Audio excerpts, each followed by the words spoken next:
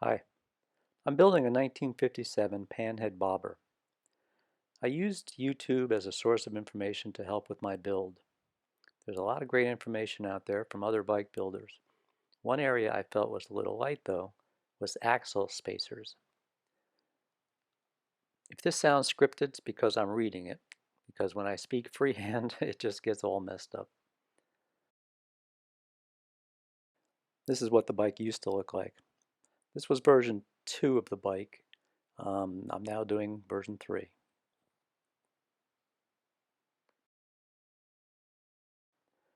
I bought a stock 1957 frame for my 57 Panhead engine and trans. I'm using a newer FX style rear wheel with the sprocket on the left and the disc rotor on the right. This video will show you how I figured out what size axle spacers I'm going to need for this project. First thing I did was sketch out what I'm working with.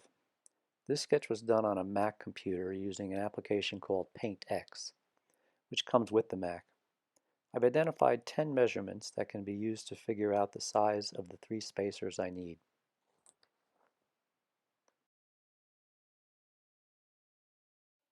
Here's some video of me taking the measurements between the axle, the first spacer, the thickness of the disc, the thickness of the caliper mount.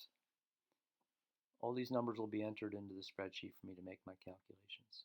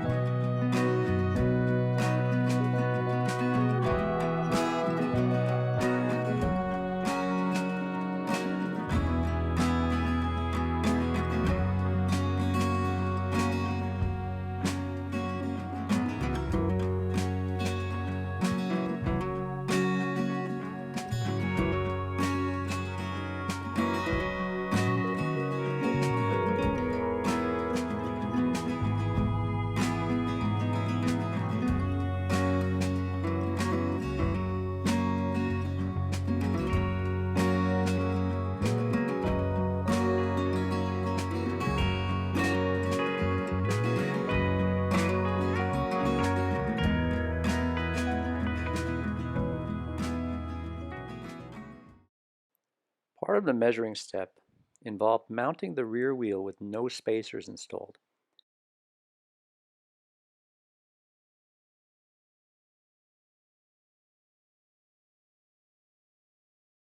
This let me move the wheel back and forth to get the sprockets aligned.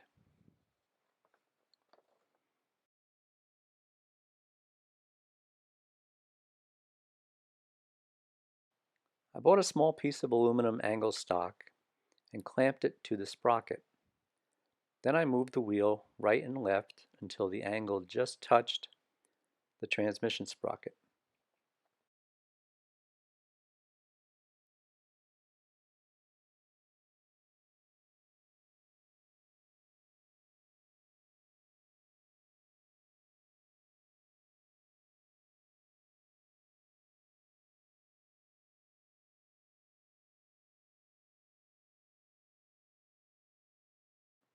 Here's where I ran into a problem. With the sprockets aligned, my rear tire was too far to the left by about 1/8 of an inch. Doing some research, I found this company Vulcan Engineering. It could also be called Motorway Custom Cycles, I'm not sure. Both names were on the invoice. I'll put their link in the description. Anyway, they make a shim plate that goes between the sprocket or belt and the wheel.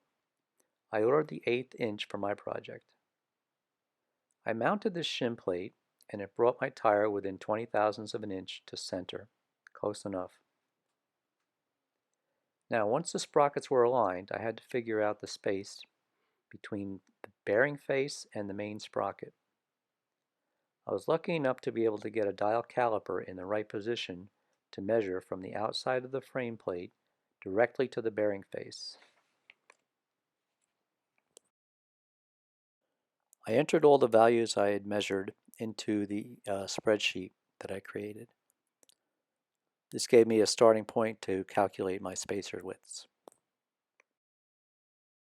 So the math for spacer 1 is pretty easy. I just subtracted the main bearing and the plate thickness from the value I got. For me, the value was 300 thousandths of an inch. The brake side is a little more complex. I started with a known value, the distance between the brake rotor face and the bearing face. For me, that value was 0.147. But I need to find out where the brake caliper mounting bracket needed to be in relation to the disc brake.